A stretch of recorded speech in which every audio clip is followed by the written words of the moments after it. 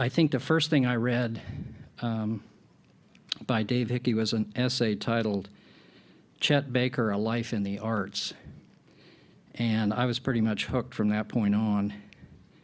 Hickey wrote about what Chet Baker represented, but he also wrote about what he made, about the music, in a way that was absolutely accurate to my experience of it. And he ended the piece with a statement about aesthetics through the mouth of Lou Reed. The thing you learn is that popular music is easy, that the song will play itself. So all you need to do is make it sing a little and not fuck it up. Since then, I've read everything Dave Hickey writes and will continue to, not because I agree with everything he says, but because he makes it sing a little. Please welcome Dave Hickey.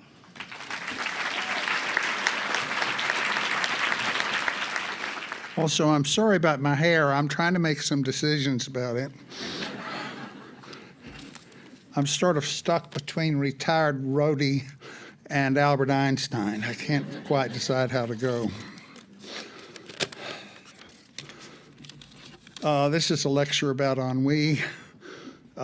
Late in the lecture, I was going to talk about what I call the 40-year rule. So I need to stop here at the first and credit it to Bob Rauschenberg, who first broached the 40-year rules, who argued that art runs in 40-year cycles. And what Bob meant by that was, first of all, once something is 40 years old, you can't claim it anymore as a part of the contemporary discourse. And the second thing is, once it's 40 years old, you can also finally steal from it. Do you understand? And so that is Bob's idea of the 40-year rule. It applies to economic cycles in the arts. It applies to a whole lot of important sequences and why things happen. But I want to start off in talking about boredom, ennui, and start off by saying that it's not a bad thing.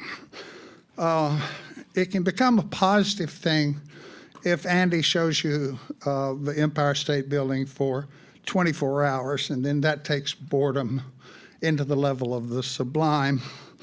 But the idea of boredom is a fairly simple idea. Quoting paraphrasing my friend Tim Wilson, he said that, the mind receives and clears information all the time, sensory information, and kind of clears it for conscious awareness, and all this stuff comes in. And if anything's wrong or feels weird or feels good, that is our pre-consciousness reports it to our consciousness in the form of emotion or static or something. And other things, if anything's a little bit weird, we find out about it somehow in our heads. And the point is that boredom then is the absence of all this static, and it's the absence of all of this upset. And as a result, I read a book on the airplane, not on this airplane, but an airplane, by a guy named Horowitz called The Geography of Bliss. And it's one of those books that I wish I had thought up the idea to sell it, because this guy flew all over the world trying to decide where people were happiest. You know what I mean? So he got on a plane, stayed in good hotels, went all over trying to find out where people were happiest. And it turned out, and made me happy that I didn't write the book, that by this guy's measure, people were happiest in Switzerland, Iceland, and Bhutan. And even when Uma Thurman's daddy is not there in Bhutan. But what he also discovered is that people don't talk about being happy. They talk about being content. And content is sort of positive boredom. right? I mean, what else could it be? We've got the whole middle of America totally devoted to content. They're perfectly content. The whole sort of Garrison Keillor universe that divides us from our friends in Los Angeles is all about one form of contentment or another. So what are we doing trying to make each other anxious? You know, what are we doing running around here trying to make each other upset, overexcited, confused, doing all that sort of things that artists and writers do? What the hell is going on? You know what I mean? Why couldn't we just be content? You know what I mean? Sit on the porch, have a cigarette, you know, just be content. Does your mother ever tell you that? My mother always told me that. Why can't you just be content? My God, it's a beautiful day. Now, the best theory that I've ever heard about why we can't be content is a Darwinian theory that my wonderful old guy from South Carolina named Morse Peckham thought of. And Morse wrote a book called Man's Rage for Chaos. And it was Peckham's idea that even though human beings and individual human beings in cities and countries and towns strive for contentment, the species demands that there be somebody there to deal with things when it gets weird. Do you understand? It's like when it all goes weird, somebody's got to jump on the hand grenade. Somebody's got to say, oh, there's a tiger out there. Somebody has to sort of confront threats to the species. And since we are certainly the safest species in the world, we developed disjunctive and subliminal ways of doing it. In other words, we developed rhyme so we can feel anxious when it's not there. We develop meter so we can feel the anxiety of its collapse. We develop rules of art so we can feel nervous when they are not followed. Do you understand? And this is Morse's idea. And the reason we invent these synthetic situations is because eventually somebody's going to have to go out of the cave and deal with the tiger. So that art and music and literature become a way of teaching us to deal with discontinuity and anxiety and ecstasy and all of those things that fall into the not content category. Then that's theoretically why we're here. We're here to save the species. I like that idea. That doesn't mean the species likes us very much. But I have come to feel like, and I've rarely ever come to feel like, I've always felt like there were too many artists, but, you know, lately I begin to feel like there's way too many artists. And I just before I left home, I counted up the emails, art announcements on my email for Tuesday, and there were 142 of them, and some of them were group shows, and that's on Tuesday, and that's about regular. So it seems like to me there's just so many artists that I have started thinking in categories, and in order, you know, and the number of artists, the amount of artists out there, that I would like to propose sort of a statistical way of thinking about it. Now, the way this sort of benison of artists came about really came about in the late 60s when everybody in America for really most of the 20th century tried pretty hard, or as hard as they could, to kill artists. You know, and to destroy them and to embarrass them and to make fun of them and to laugh at them and to make fun of Jackson Pollock as a fool and Andy Warhol as a clown. And you know, they tried to really to make the arts go away. And then when they didn't go away, by the mid-1960s, when it's pretty sure, you know, it's pretty well established that we have a going thing in the art world, and that about 6,000 people have created some of the best art in the 20th century, when they couldn't kill us, they decided to claim us. Do you understand? Those are our artists, every one of them. They're all Americans. They're good Americans. We can put their paintings together and send them all over the world. So that's Americans. That Jackson Pollock, that's called all over painting. That's America. We're all over fucking everything. You know what I mean? And so all of a sudden, America embraces the arts. And well, if we're going to embrace the arts, we have to support the arts. You know what I mean? And the best way to support the arts, since we're all businessmen, we know that supply-side economics is what works. And the way you run supply-side economics is you encourage the sources of art. The more sources of art there are, the better odds that there will be good art out there. So all of a sudden, we start encouraging artists, you know, hand over fist. We have art graduate schools, thousands upon thousands of them.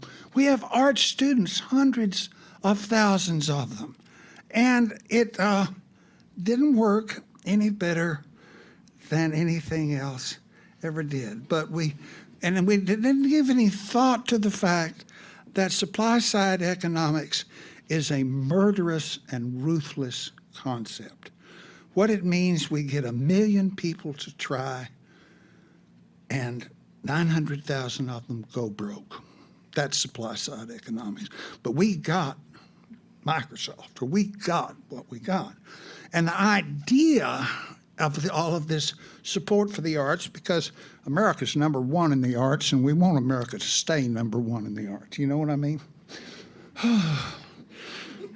I can remember when people referred to an American art world, and there may be one, but it's probably in Brussels. But the problem is by multiplying these sources, you create a situation in which everybody's going to fail. You know what I mean? Hundreds of thousands of people are going to fail. Who is going to make money? Professors are going to make money. Real estate people are going to make money. Universities are going to make money. You know, your dad's going to have to pay for it. You're going to pay $250,000 for a graduate education. And then you can't go to the beach and smoke dope. You have to work in an Apple store. You know what I mean? And so you have this enormous source of art out there. You have all of this art that's being produced, and who is encouraging you? You know? Well, you've got your professor, and now your professor, and I'm one of those professors, so I stand as vulnerable as they do, but your professor probably graduated from whatever one graduates from, if one is an art professor, MFA, something like that, PhD, maybe 10 years ago, maybe 15 years ago. What's he going to teach you how to make? He's going to teach you how to make an '89 Datsun. Do you understand? Because if he could make an '89 Mercedes, he'd be in New York. But he can make an '89 Datsun, or if he's a little older, an '85 Datsun. Do you understand? And so you're going to come up here into this meat grinder with your '89 Datsuns. Do you understand how suicidal that is? You're going to destroy all of the money your mother and dad have ever put together to buy some dump in Brooklyn. You know what I mean? I mean, this is just a really terrible idea. And and the thing is, you got all of this support to keep you out there. And the reason you got support is because here in America, we value creativity. Now, let me suggest to you, and I had an experience about a year ago. I was speaking to a bunch of CEOs in Vegas at a convention. And my job, as it turned out, was tell them to not buy art for investment in what they wanted to hear. But I opened the show for Dick Butkus, the football player. And Dick speaks it probably more often to CEOs than I do, and way more often. And Dick comes up there and he says, "This nation will survive on its creativity. It'll be founded and continue on the ability of people like us to create the new world. And my job here is to free your creativity to express itself." Okay, gee, never heard that before. But my point here is that creativity is not an art word. You know what I mean? It has to do with obstetrics. It has to do with a whole lot of things, but mostly it's not an art word. It's a business word. Creativity is a way of multiplying the sources of art, so we make sure we have a good quantity of respectable art, and we don't kill everybody in the process, or quite everybody in the process. So we have this whole cult of creativity. Now, how do I know it's a cult of creativity? Because I talk to these people, because I'm not a snob or a snot. Well, yeah, but I talk to them anyway. I have, in the last decade, spoken to representatives and groups of representatives of art support systems. Local ones, state ones, national ones, international ones, all support the arts. These would be organizations, foundations, associations, alliances, institutes, and in all of this talking, I have heard mentioned maybe 100,000 artists and about, say, 50 subsets: Korean artists, dyslexic artists, regional artists, local artists, every kind of artist you can imagine, out of 100,000, so that they all break down to about 50 a group. And I promise you that in this entire dialogue, not one person has ever mentioned a single work of art. Do you understand what I'm saying? Art is not what it's about, because art doesn't vote, because art doesn't pay taxes, art doesn't pay tuition, art doesn't do any of the things that we expect of American creativity. You know what I mean? It just makes a bunch of Jews a bunch of money. You know what I mean? And so what can we do about this? But my point is, without any works of art being mentioned. Now, think of all the people you know that belong to the American Art Alliance, or the organization of collective people that really want to help the arts, or the Woodmont Bracey Institute, who really do want to help the arts. Think about all these people, and imagine, just think to yourselves, do you think any of these people know anything about art? No, they don't know shit about art. Can they tell a, can they tell a Monet, from a Miro? No. Well, Arthur Danto can't do that. So, Arthur, you here? Okay. I had a feeling he'd skip. Anyway, but my point is, what kind of artists are we encouraging if nobody who's encouraging them knows anything about art except how to make a 79, 89 Datsun? Do you know what I mean? Where's the pool of selection? Who's deciding this crap?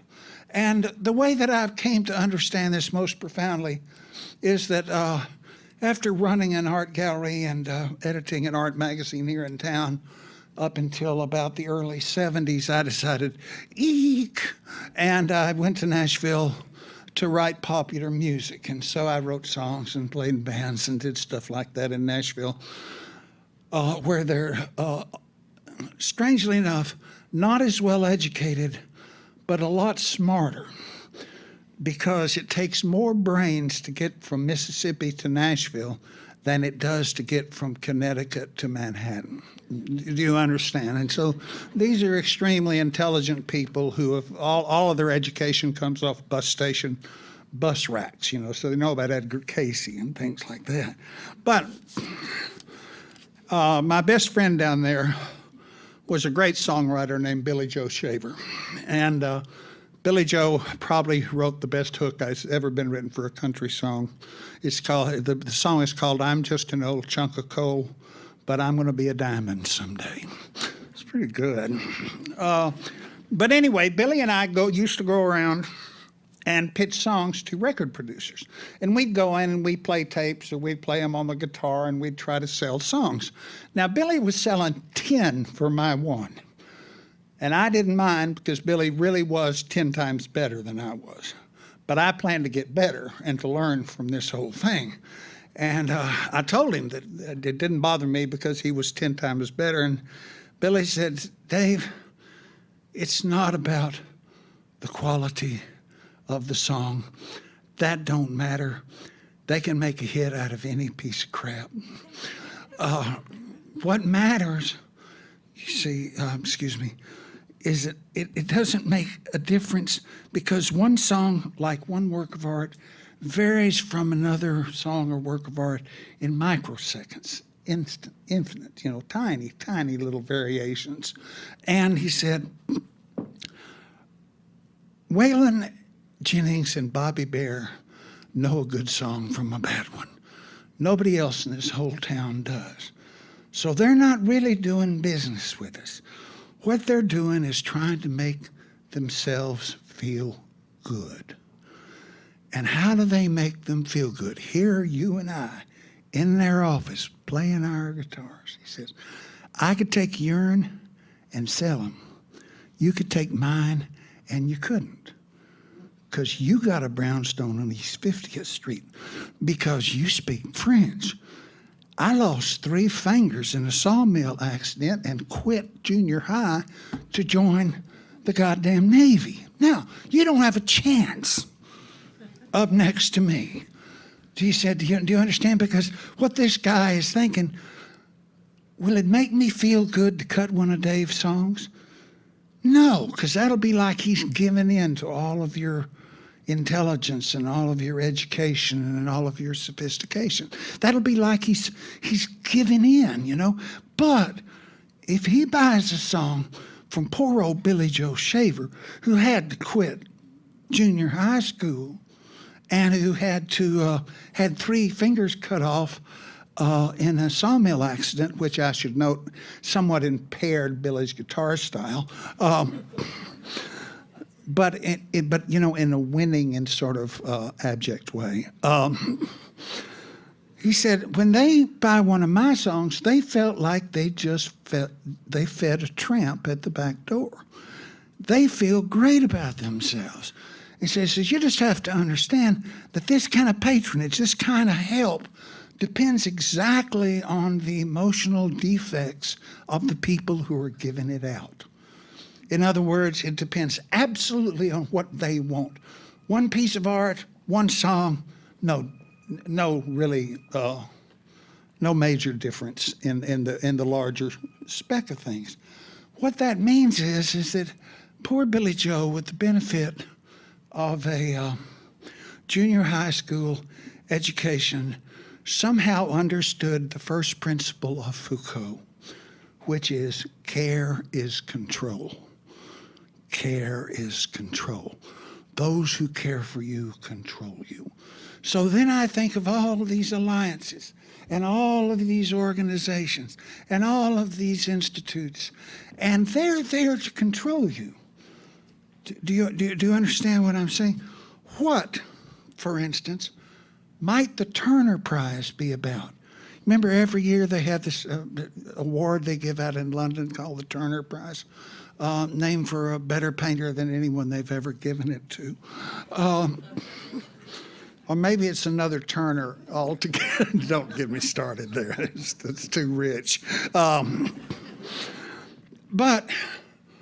And every year we say, oh, who's going to get the Turner Prize? Or in literature, who's going to get the Booker Prize? Who's going to get the Turner Prize? Then somebody gets it, and we are shocked and dismayed. You know, I think last year was some kid who runs around from gallery to gallery turning on and off the lights. You know what I mean? I used to do that when I owned a gallery, you know. And it didn't really, but what you look at the Turner Prizes over the years, and you understand that care is control. All of these awards are designed to keep British art on the steady road of post-minimalist conceptualism, and to keep us from, veering too much from things that Nick Sirota doesn't understand. And so the Turner Prize is always there, the Booker Prize is always there to redirect things, to get there. I don't know if the Hugo Boss works, considering a source, but I would imagine that it would. So let us presume then that we have an interesting situation here in which we are supposed to make things that aren't boring. You understand what I'm saying? And as the great music producer Tom Dowd said, that the first rule of writing a song is don't bore us, get to the chorus. And so in a sense, that's all of our jobs. And so what we have in any given moment in the art world is a field of what you would call standard practice. You walk around and look at all of these buildings, see all the moves that are going on. They're all pretty, if you don't notice them, if you have to force yourself to notice them, they're standard practice. And that all of this standard practice is built upon a standard canon. That is the stuff from which it all derives, being Bruce and Allen. And who else? Bruce and Allen, that's it. Poor Bruce, he controls your lives. That's a responsibility, which Bruce couldn't care less about you, I'm sure. But the point is now, how do you make good art in a situation like this? Well, the rule when you're trying not to be boring is that any work of art that perfectly complies to the canon and to standard practice, it's not bad, it's not good, it's not there. Do you understand? It's just not there. It complies perfectly. It fits right into the groove. You have learned everything. You get an A, Doris, but it's not there. You ever walk through a provincial museum, like the museum up in Worcester, where a lot of my relatives live? And I used to go hide there to look at the fake Rembrandts. You can walk through a provincial museum and walk out and you're not mad, you're not happy, you've just seen nothing. It's like you spent the day listening to AM radio. Do you understand? You have witnessed full compliance to all of the rules. Oh dear, I did everything right and it still sucketh. And so, excuse me, I lost my little place here.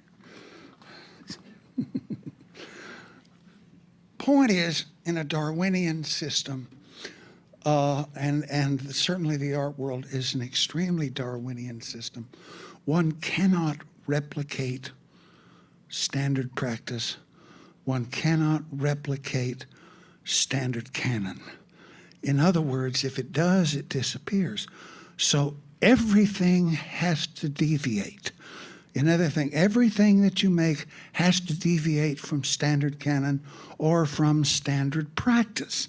And the easiest way to do this, as I would recommend, and as Rauschenberg represented, is to change the canon, which is to go back about 40 years and find somebody that you really like and steal shit from them, because they're history now and you can steal shit from them. This is a process which I have certainly followed and certainly Rauschenberg followed, and it's called going back to the moment right before it started sucking. Do you understand? And so what you do as an artist, you go back and you're like in 75 and you look around and you say, Richard Tuttle, and this sucks. I'm going to go back even further. And you get further back and you get further back. And finally you get back and you come upon, oh, I don't know, Kandinsky. Wow, Kandinsky rings my bell. You start from there and you start again. The way you can see this happening, I was saying, I remembered today, is that my friend Tim Pavington has a show up at Jack Taman. When I first met him, he was one of my students, and he came to class with this dog who's a big shepherd named Ellsworth. You see, and so Ellsworth was his dog. Then my friend Jim Iserman from Palm Springs came up and gave a lecture, and he brought his dog Bridget.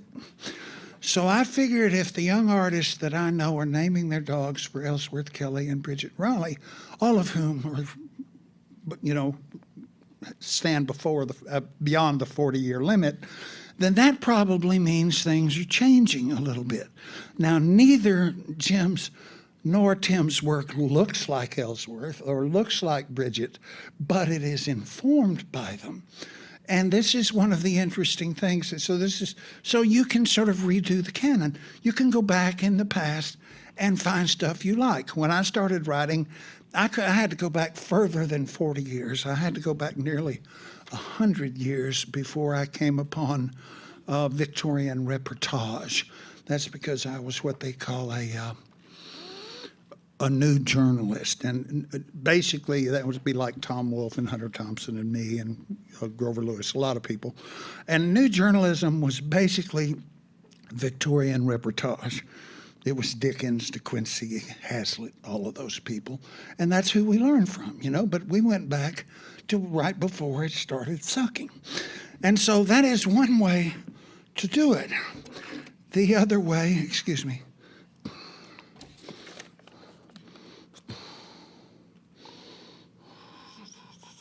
can't read my own freaking writing here. The other way to do it is to just systematically keep breaking rules. Because what happens is that you have a standard practice. Every work of art that anybody notices deviates from standard practice.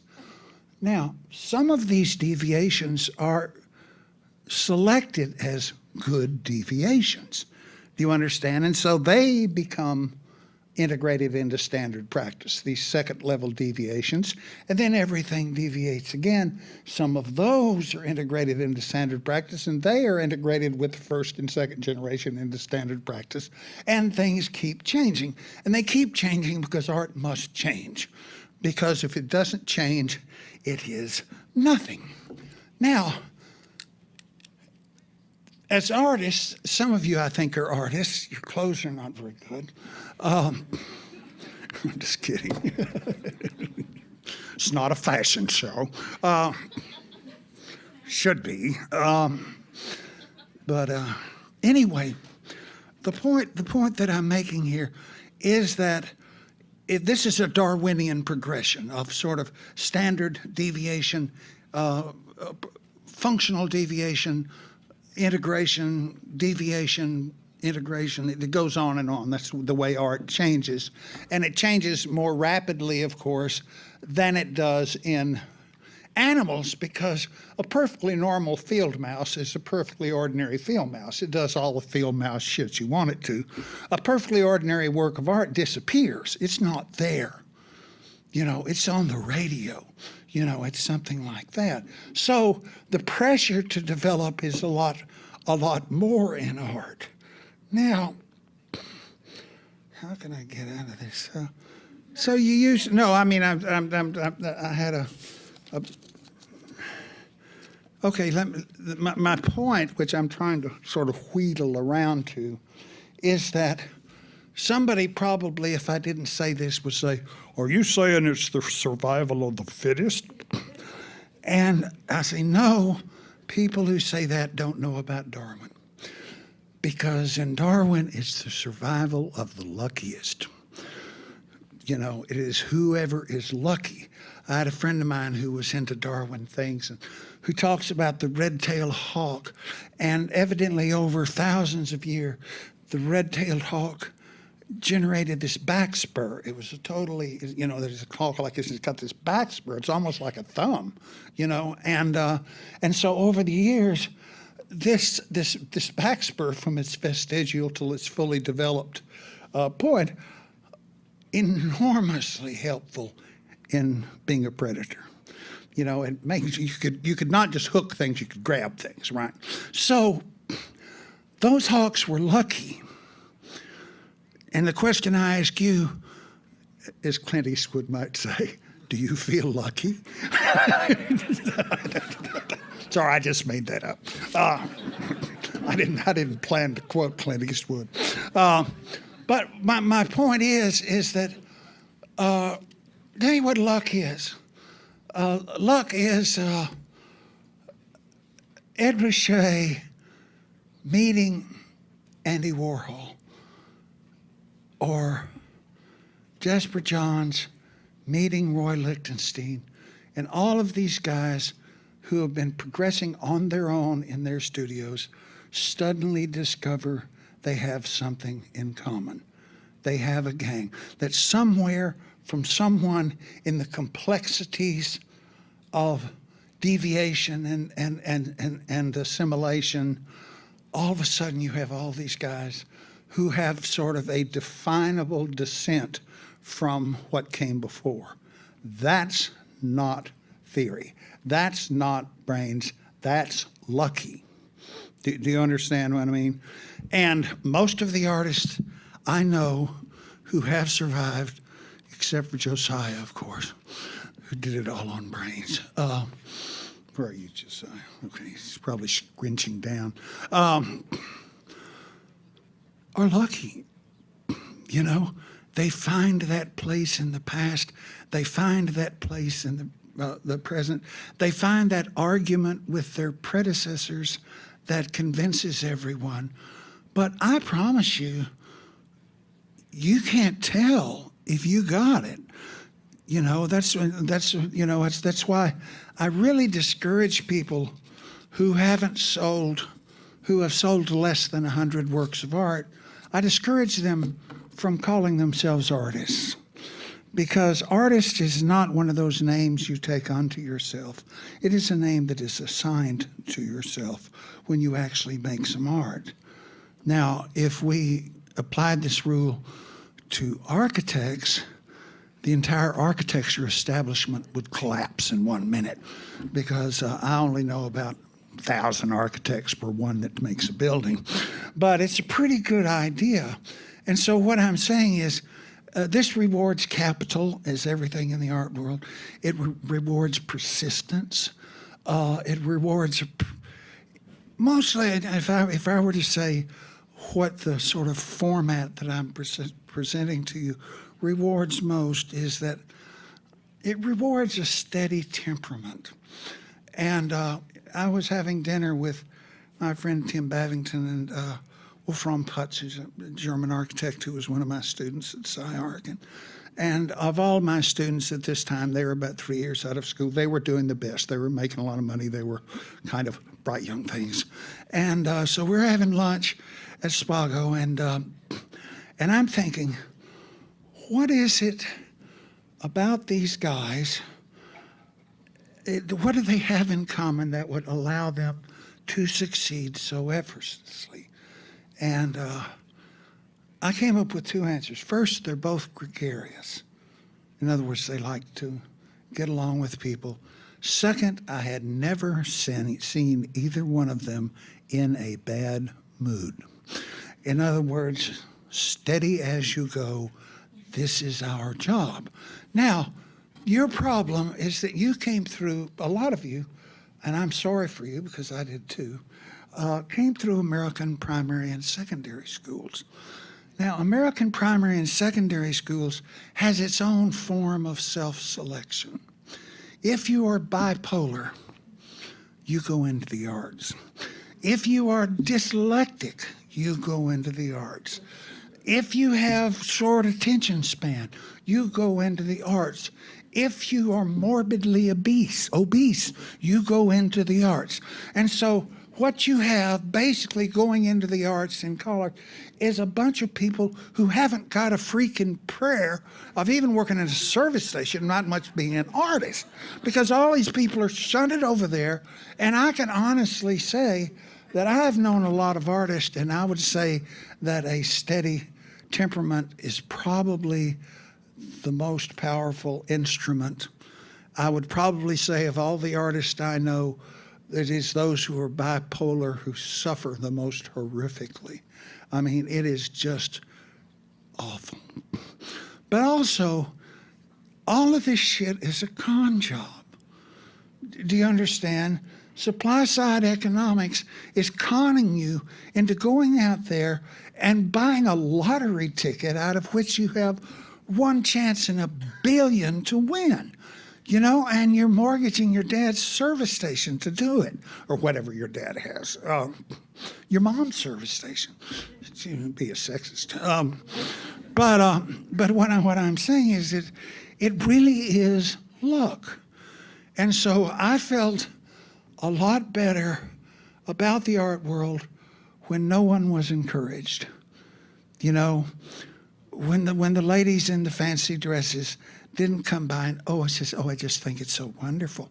I've met this young Israeli artist and he's living out in Brooklyn and I really think it's like Jesus.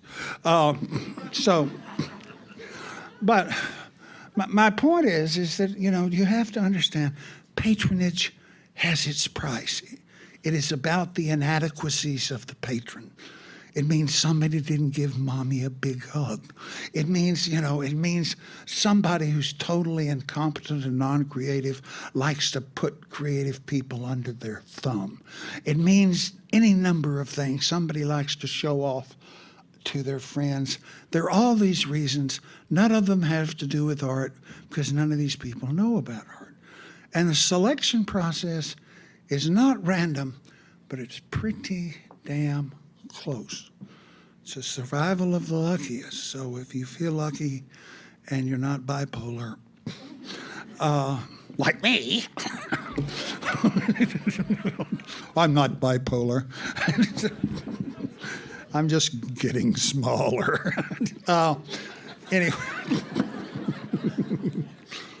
Yeah, well, you can't see. That was an inappropriate joke. But also, I should point out here, I would like to conclude with this, but also I'd point out that only Jerry and Roberta get to sit in the talk from the middle right there. And so I'm over here on the side. And Levi Strauss, when he talks, he probably talks from the other side. But Jerry, right out there. So anyway, that's my little talk. And the one thing I think it helps is just think about this statistically.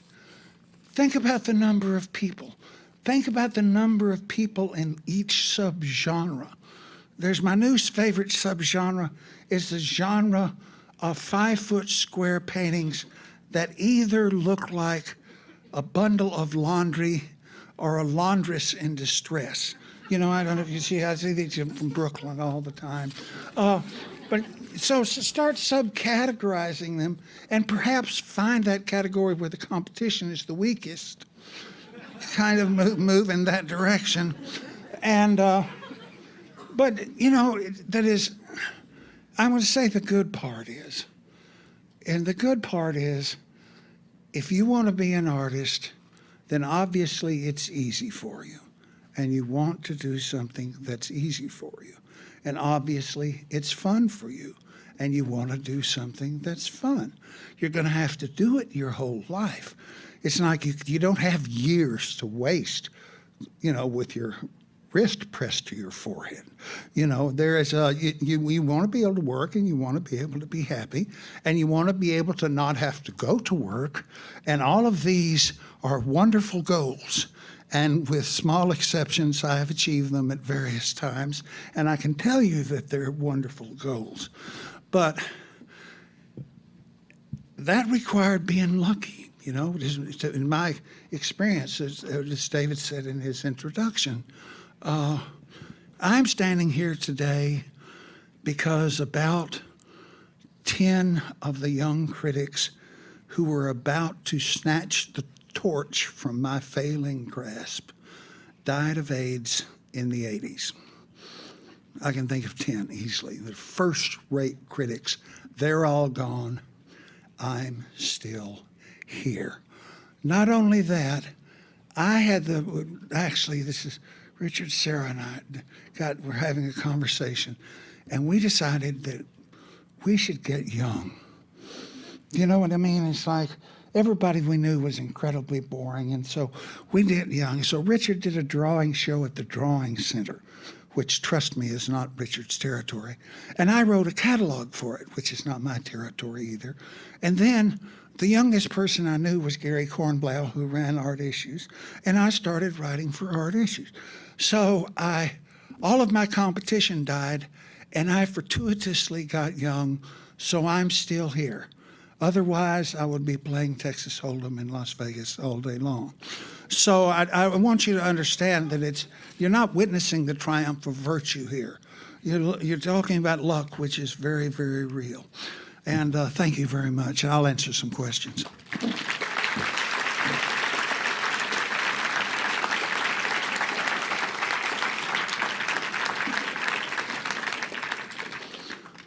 Any questions?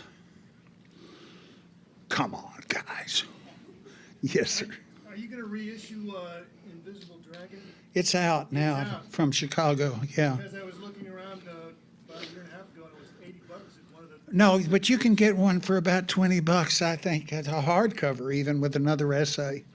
And it has an introduction, it has another essay, so it's got as much new stuff as it has old stuff. And it says Invisible Dragon, what does it say? Revised and enlarged, or something like that. And I had a big argument with Chicago about this because I wanted it to say the Invisible Dragon, bigger and smoother, you know, but they wouldn't go with that at all. So, I have a book called The Connoisseur of Waves, which is kind of the second volume of air guitar that'll be out next year sometime, as soon as I can get myself together.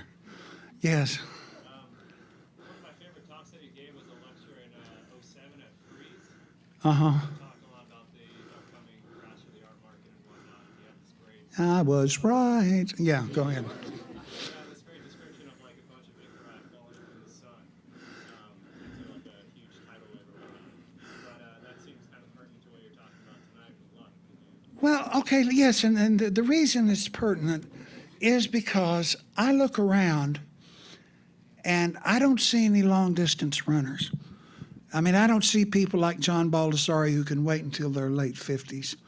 You know, I don't see anybody like, and probably I wouldn't if they're still teaching, but I don't see people like the late Fred Hammersley, who just died a couple of months ago.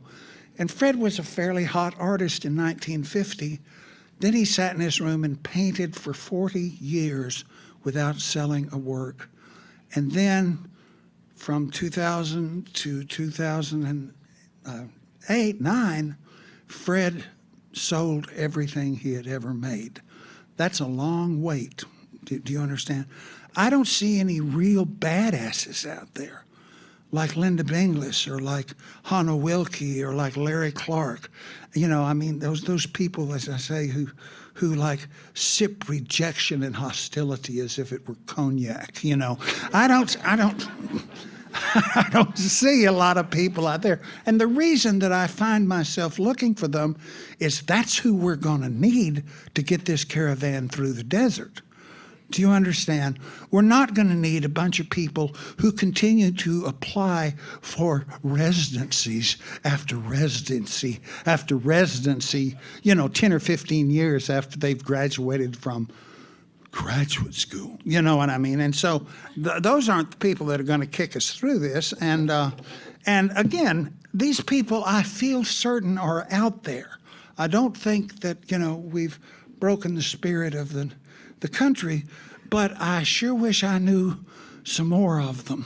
Do you understand what I'm saying? Because this is going to be a hard dig, because it's because you don't know what's going on. Okay, you see the show goes up, all the pictures have red dots on them. They all sold just like before, but you don't know what they sold for. Do you understand? You don't know if they sold for 35 cents or 35 million. You have no idea.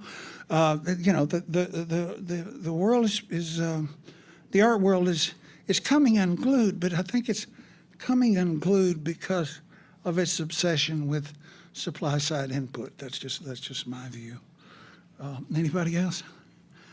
Is where? How would you know if you saw them? How would I know them? To be honest, I probably wouldn't, because I'm an old guy. Because what I'm saying is, how would you know them? You would know them, because that's your business. Now, I might not know them. I got the question wrong. Okay. How would you see them if you're alone in the room making paintings? The mechanism is. That's what I mean. That's why I'm saying I'm sure they're out there. I haven't seen them. But I'm saying that we need to find them. But I will admit that if you showed me The Art of Tomorrow, I probably wouldn't recognize it because I'm too old.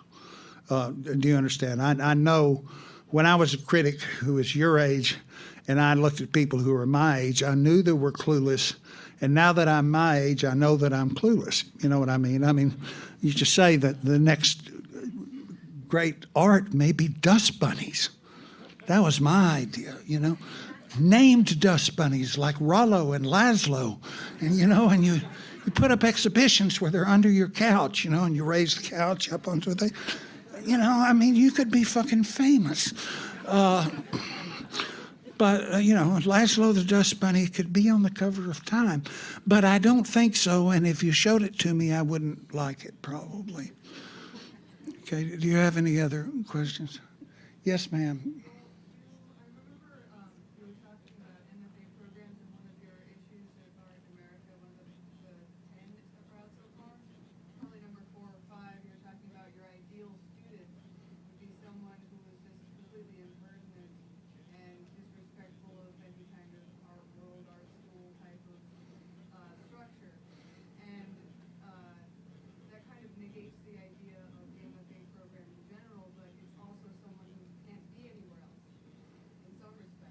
Well, the thing is, what I like in a graduate student is knowingness, and it's hipness.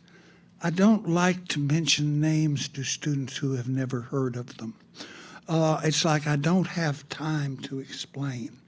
And I think that's very important. And in a sense, this is your professor's responsibility to keep you up to speed, but they don't, because they've been afraid to leave Des Moines for years because they've forgotten where everything is in New York, and they remember Chelsea, but they've never, whatever. But I think that, my problem with graduate schools is just that they can't prepare you to do anything but build Dodsons. You know what I mean? That's who's teaching, that's where they come from.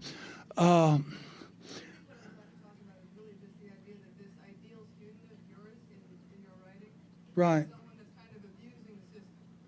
Would be what? It's a student that would be abusing the MFA system to their own end. Yes, I think so. Peter Plagan said that once. He said he loved the university and regarded it as a great whore that gave him money. And I tend to agree with that. Is anybody else?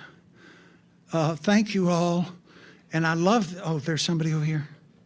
Oh, okay. I'm sorry, I can't see very well. We were talking about happiness or the sake of contentment. Right. Did you define what you meant by happiness? Well, let me put it like this. On the scale between contentment and ecstasy, my idea of happiness is closer to ecstasy, the feeling and the drug.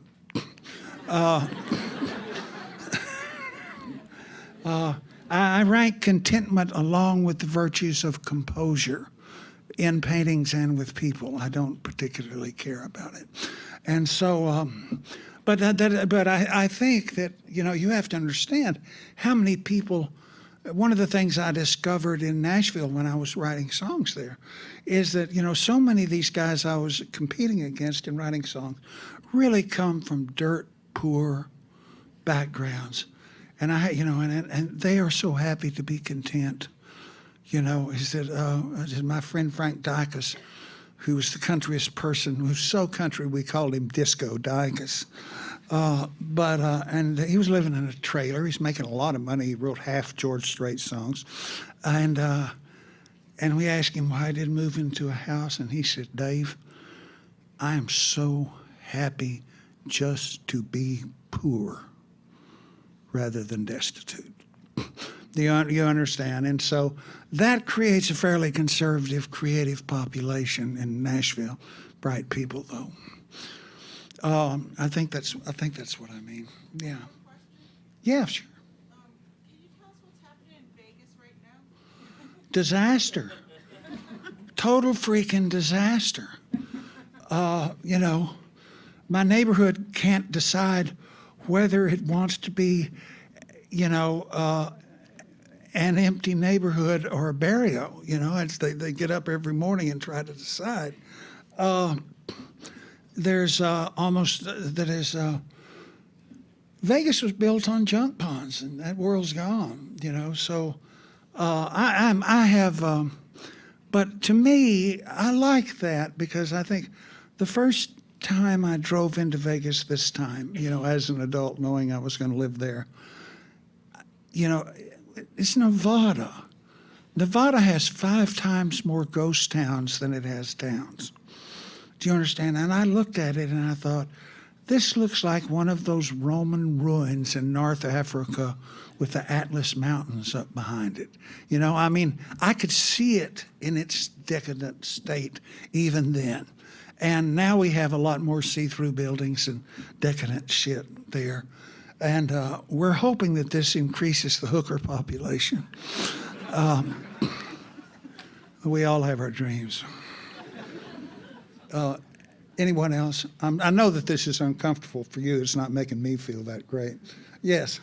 Okay, this might be kind of a long shot question, but you were talking about beauty and how beauty lost its importance for the first time ever in history of art. You said that? I was saying that beauty lost its importance. Yeah. Well, yeah, it's because. My question was, you were talking about how beauty lost its importance in that its function was kind of funneled into the institution, and how the institution has a toxic feminine aspect. Right. I'm wondering if in any way you think there's some parallel with women in the arts over the past 60 years and this institution thing. You mean women's art? Just women being involved with power or being involved with All the women I know are involved with power, mostly over me. But that's okay. The last time I made a decision, it was the wrong one. No, I think that the reason that art veered from beauty is because virtue paid better. You know what I mean? I mean, the foundations and the alliances and the organizations and the universities and that is, if you could show something that was guaranteed to make everybody a better person, you could get the money. And so I think there was a situation, and it's a pure market situation, in the sense that there was a period there where you couldn't sell good-looking paintings, but you could sell a pile of leaves stuck to a giant piece of ice like Raphael Ferrer, or, and And also, it was the times, you know. It was cheap. We like to be cheap with our art. And anyway, I thank you very much. Yes, sir. You had a question? Yeah, I'm just curious, what are you reading right now? Anything in particular? I'm reading, I'm teaching Robbe-Grillet and Samuel Beckett and Cortazar's hopscotch, and I'm making half my students read hopscotch one way and the other one half read it the other way, so we'll see what happens. I'm reading Samuel Beckett's letters, which are just great, and not nearly the bummer that the books are. And so, anyway, thanks a lot, guys.